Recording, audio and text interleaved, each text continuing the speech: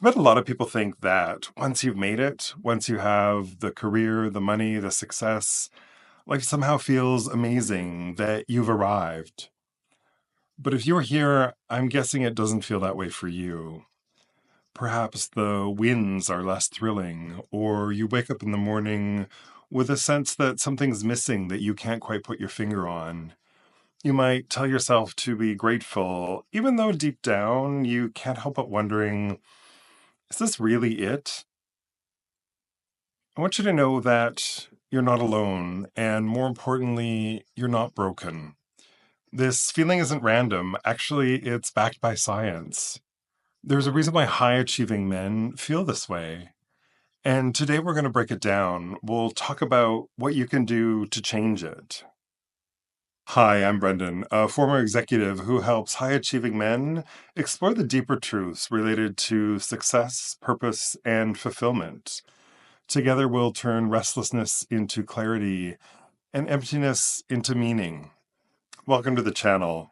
I'm glad you're here. So, today I want to talk about that feeling of emptiness, and I want you to know that it is not all in your head. There are real reasons why you're feeling and experiencing this. And we'll also talk about how you can get on a path to feel more engaged in your life. I think maybe a good place to start is thinking about the relationship between success and happiness. I think we have a tendency to bookmark our happiness, to tell ourselves we will be happy when we get that next promotion, when we make that next sale, when the next external thing happens. In fact, there's something called the arrival fallacy that talks about a bit of a bias that we all have in terms of waiting for our happiness to arrive along with some particular event. And that isn't always the case. I think this thinking makes sense in a certain way. We are somewhat socialized into it. There are billions and billions of marketing aimed at us every day, largely on the premise of you will be happy if you buy this product or that product. So, in some ways, it's no wonder that we are choosing to equate our success with our happiness. I think the other term I'm going to bring in here is fulfillment.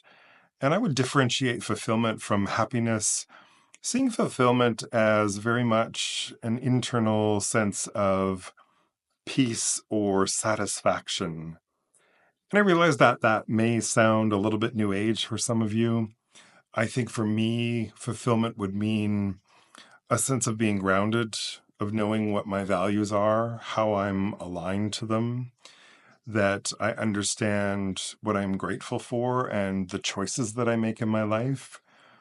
And nobody else has to know those or actually agree with those. They are personal, they are mine. And it's up to me to find the moments where I align myself into those moments of fulfillment. Fulfillment can often show up in contribution as well. So, whether you are a parent, a mentor, or doing creative work to put out into the world, all of those can also contribute to a sense of fulfillment. Unfortunately, our brains tend to adapt to happiness and bring us back to a certain baseline level of happiness. So those highs are very quickly attenuated. Studies of lottery winners show that even after just a few months, they're really not much happier than they were before their win.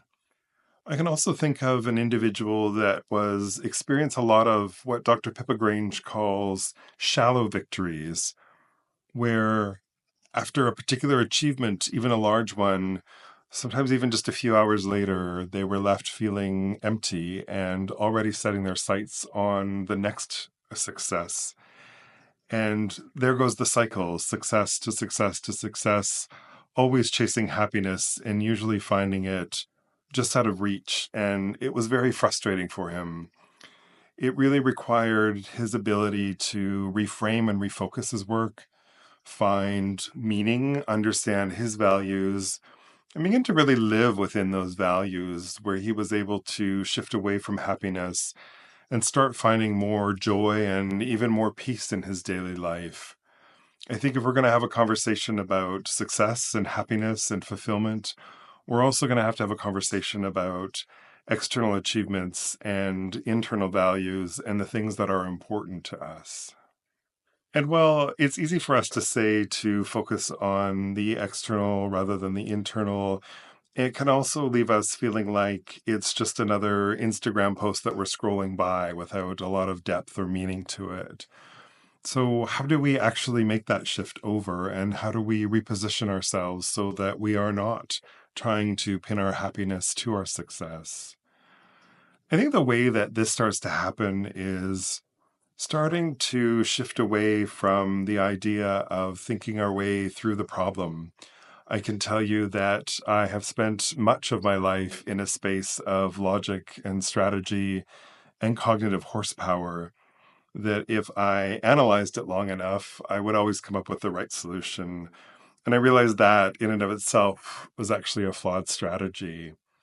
It's really our ability to tune into our present experience and really understand what's happening moment to moment that can also start to shift our experience. And that's what we'll talk about next.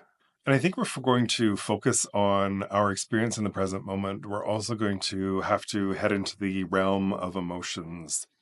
And if that brings up a little bit of resistance for you, I'm right there with you. I certainly came to the emotional realm a little bit later in life. It was very much a murky and confusing place.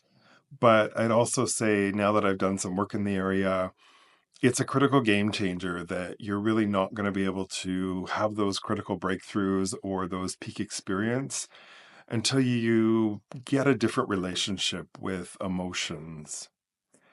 And I really don't blame any man if emotions are an uncomfortable place. We're not really taught anywhere around being able to sit in a place where emotions are normalized and talked about.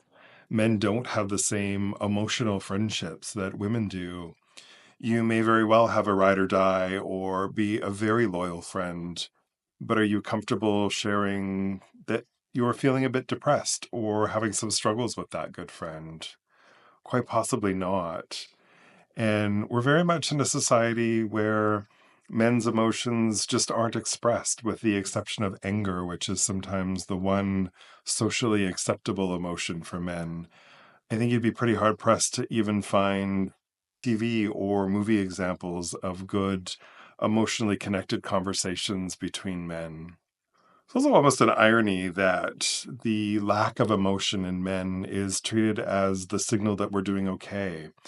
And we take our cues from the external world. We very much understand that implicit message that we shouldn't be in a place where we're sometimes even acknowledging our emotions.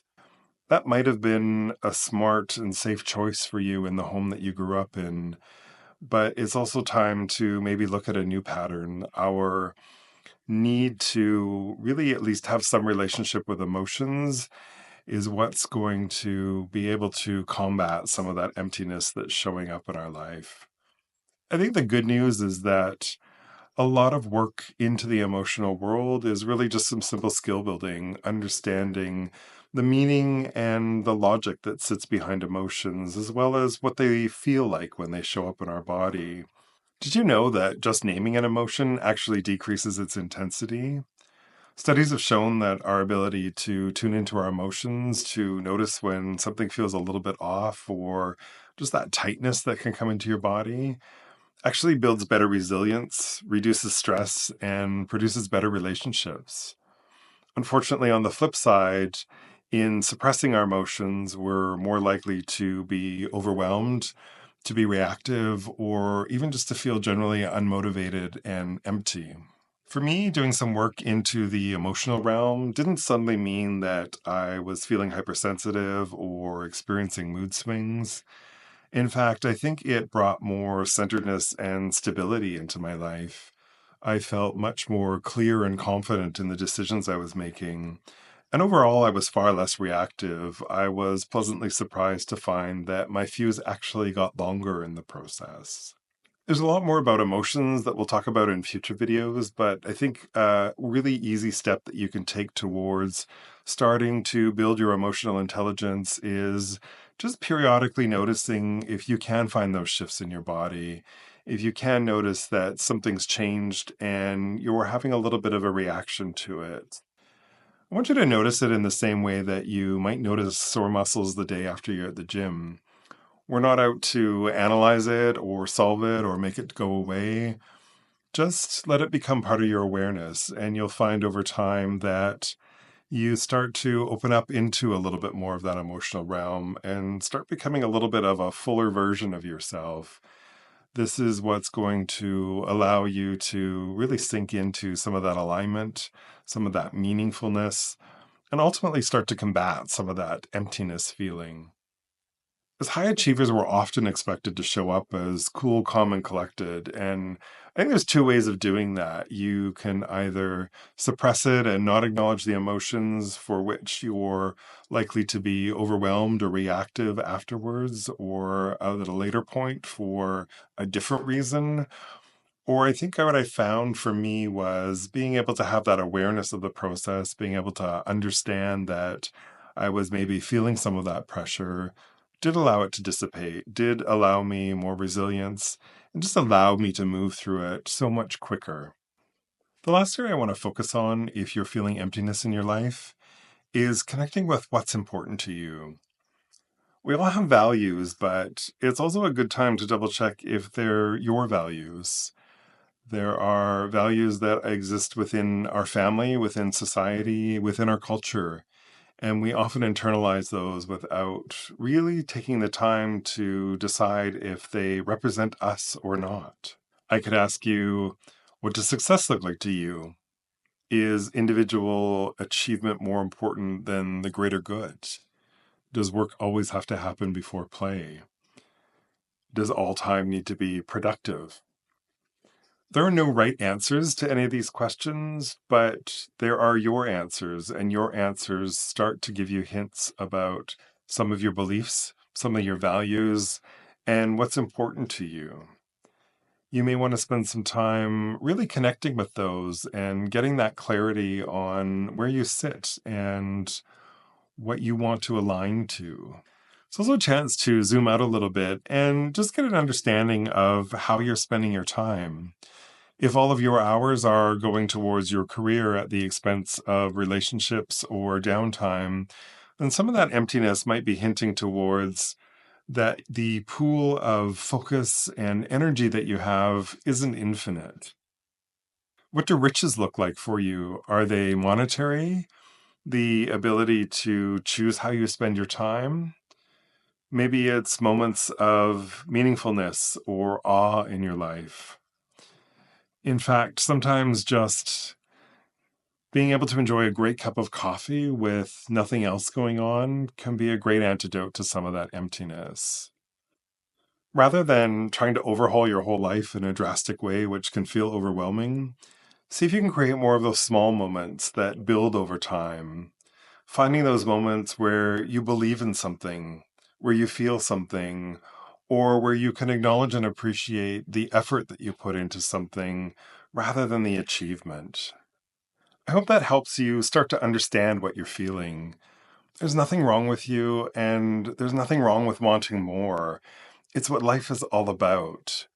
You have the opportunity to make changes now. For some, it takes a health scare or losing someone really important to them for them to step back, reevaluate their perspectives, and think about what a life of meaning really means for them. I think there's an opportunity to reflect on what success means for you. Where are the goalposts and what is connected to happiness? Are those external pursuits or things that you're willing to really show up and put your full effort into? Something that you believe in and feel aligned to, somewhere where you're contributing to something bigger than you. Part of working with emptiness is also going to mean working with emotions. We might aspire to be happy all of the time, but that's not realistic. But with a little bit of emotional intelligence, we can build an understanding and tolerance of some of the so called negative emotions, of being able to work with sadness or frustration in our lives. I think I'd much rather learn to sit with those emotions than to feel nothing at all. And also finding time for the small joys in life. Choosing to spend some of your time on something someone else might think is a waste of time. Allocating hours and minutes into things that don't achieve anything but are meaningful to you. Time is our most precious resource, and we try and squeeze everything we can out of our weeks. But I also want to make sure that many years from now, we're not looking back with regret on truly living a life worth living rather than chasing that next shiny object. If you want to learn more, you can go to my website, brendanabbott.com. You'll find resources and tools there, as well as the ability to sign up for my Insights newsletter. In the meantime, be patient and kind with yourself. This is a journey that takes time, but certainly builds and progresses when you stop and look back. I'll see you next time.